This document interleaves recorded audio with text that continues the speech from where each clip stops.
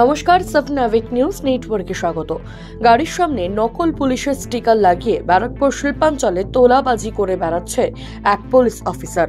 ধরি নিজেকে police officer বলে পরিচয় দেওয়া প্রাক্তন পুলিশ কর্মীর ছেলে ও তার শাগরেদ। প্রশাসনের কাছে খবর যেতেই টাকা সহ তাদের হাতে নাতে ধরে ফেলল পুলিশ। বিস্তারিত জানবো আমাদের প্রতিনিধি রাজাদের কাছ থেকে। রাজাদা, ঠিক কি অভিযোগ উঠছে তাদের বিরুদ্ধে?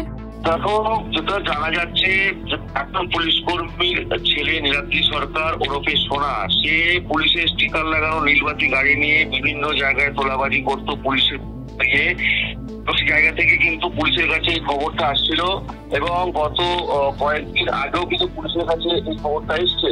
আজ গতকাল পুলিশের কাছে যখন খবর ছিল যে এরা কোনো একটি জায়গা থেকে তোলাবাজির টাকা, সেই টাকা নিয়ে এরা যখন ফিরছিল, তখন গোপন সূত্রে খবর পেয়ে ঘোলা থানার পুলিশ মুড়াগাছার কাছে কল্যাণী এক্সপ্রেসে এদের গাড়ি আটকায় এবং এদের গাড়ি যখন তল্লাশি চালানো এদের গাড়ি থেকে মোটা অঙ্কের টাকা কিন্তু পুলিশ উদ্ধার করে এবং সেই জায়গা থেকে বেশ কিছু অঙ্কের টাকা কিন্তু নীলাদ্রি সরকার, যাদের সঙ্গে তাদের শাগরেদরা ছিল, জাহাঙ্গীর নামে নাম আসছে, তারা কিন্তু সেই অঙ্কের টাকা কিন্তু সেখান থেকে কিছুটা তারা কিন্তু নিয়ে পালিয়ে যায় পুলিশের সামনে থেকে। এবং এই যে আরো যে যারা দুষ্কৃতী রয়েছে, অর্থাৎ এদের সাথে যারা অভিযুক্ত রয়েছে, তাদের কাছে বিভিন্ন জায়গায় তল্লাশি কাছে ঘোলা থানার পুলিশ। আর নীলাদ্রি সরকার ওরফে সোনা, একে কিন্তু সেই ভুয়ো স্টিকার লাগানো পুলিশের গাড়ি সহ গ্রেপ্তার করেছে ঘোলা থানার পুলিশ এবং একে দফায় দফায় জিজ্ঞাসাবাদ করছে এবং পুলিশের হেফাজত চেয়ে আজকে বারাকপুর আদালতে পাঠিয়েছে ঘোলা থানার পুলিশ।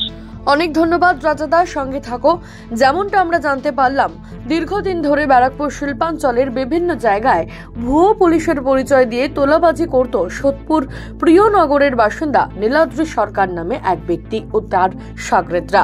অভিযুক্ত নীলাদ্রি সরকার প্রাক্তন পুলিশ কর্মীর ছেলে বলে জানা যাচ্ছে।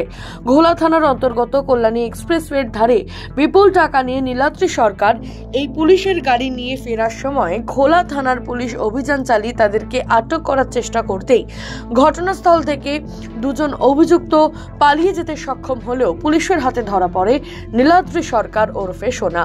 অভিযুক্তদের থেকে পুলিশ উদ্ধার করেছে লক্ষাধিক টাকা। এই টাকা বিভিন্ন জায়গায় তোলাবাজি করে অভিযুক্তরা তুলেছে, এমনটাই পুলিশ সূত্রে খবর। সোদপুর থেকে রাজাদে, সাবনাভিক নিউজ। সমস্ত খবরের আপডেট জানতে লাইক করে সাবস্ক্রাইব করুন সাবনাভিক নিউজ। সেই সঙ্গে বেল বাটন প্রেস করতে ভুলবেন না। আপনাদের একটা সাবস্ক্রিপশন আমাদের জন্য অত্যন্ত মূল্যবান। একই সঙ্গে ফলো করুন আমাদের হোয়াটসঅ্যাপ চ্যানেলটিও। জয় হিন্দ।